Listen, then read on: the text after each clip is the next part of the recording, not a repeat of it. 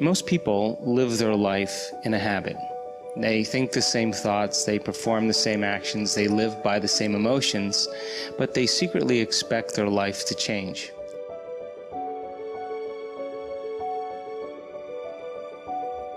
But how you think, how you act, and how you feel is called your personality. And your personality creates your personal reality. That's it.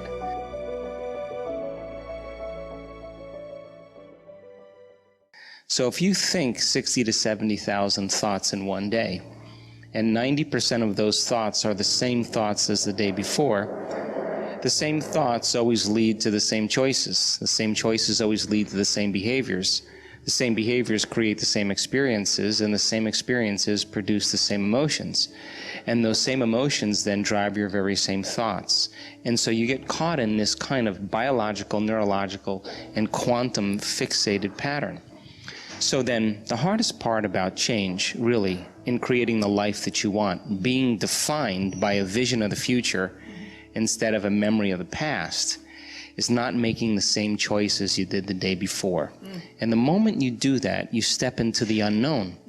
Now, you and I have been conditioned and hypnotized into believing that the unknown is some scary place.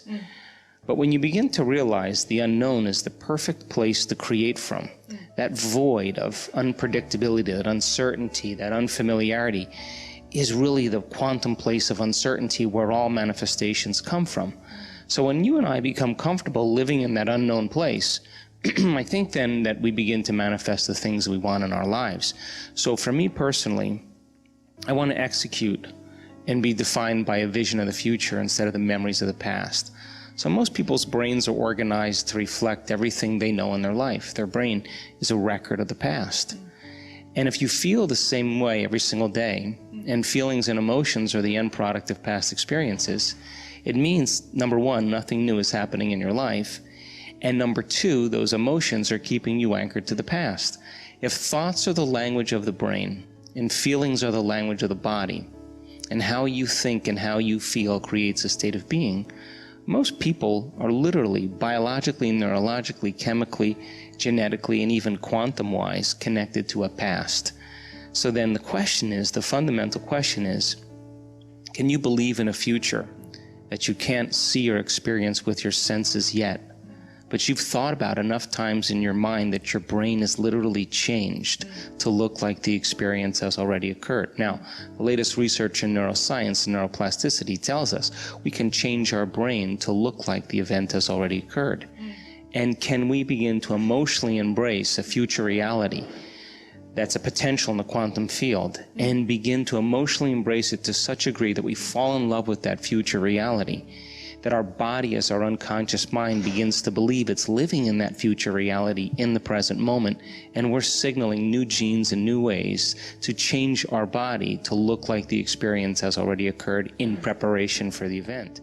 When you truly do this properly, you're not waiting for your healing to feel whole. You're not waiting for your success to feel empowered. You're not waiting for your wealth to feel abundant. You're not waiting for your new relationship to feel love. You're not waiting for the mystical moment to feel awe. That's the old model of reality, of cause and effect, waiting for something outside of you to change how you feel inside of you. And when you feel better inside, you pay attention to whoever, whatever caused that. That's cause and effect. And when you begin to make the correlation between what changed you from outside and inside, you create an associative memory. The quantum model of reality begins to say then you have to teach your body emotionally how that future is going to feel like before it's made manifest. In other words, you have to feel awe in order for the mystical moment to happen. You have to feel abundance before your wealth can occur. You have to feel in love with life before your new relationship happens. And so we're not defining reality by our senses because we're not waiting then for anything outside of us to change how we feel inside of us. So if there's physical evidence in your brain and body to look like the experience has already occurred, physical evidence, because the epigenetic model of reality says you can change your body by thought alone, and neuroplasticity says you can change your brain by thought alone. So if there's physical evidence to look like the experience has already occurred, well, relax, because the experience is going to find you, and it's going to come in a way that you least expect. The challenge is then to every day be defined by a vision of the future. So then when you combine a clear intention, that's a thoughtful process, with an elevated emotion, a heartfelt state of being, thoughts are the language of the brain, feelings are the language of the body. When you truly do that, your brain and body are living in the future instead of living in the past. And you're going to be drawn to some new event, because thoughts are the electrical charge in the quantum field, and feelings are the magnetic charge. And how you think and how you feel broadcasts an electromagnetic signature that influences every single atom in your life. So here's the question then.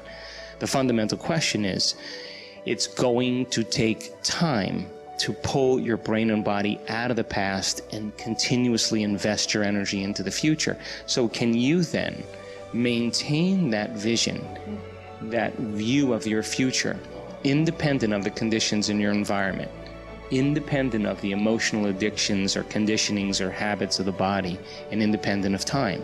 Because if you can, that's what greatness is all about. That's when we begin to truly change.